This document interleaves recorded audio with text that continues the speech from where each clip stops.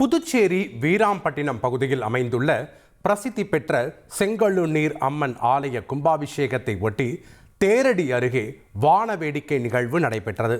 அப்போது வான வேடிக்கையிலிருந்து வெளியான தீப்பொறி தேர் வைக்கப்பட்டிருந்த கூரை கொட்டகையின் மீது விழுந்ததில் தீ மளமளவென பரவி கொழுந்துவிட்டு எரிந்தது.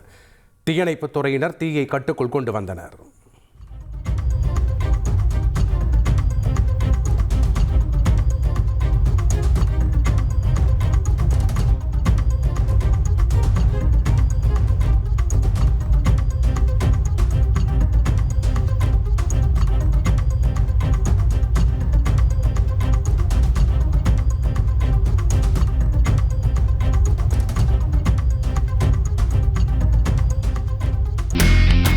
இனி செல்லும் இடமெல்லாம் செய்தி.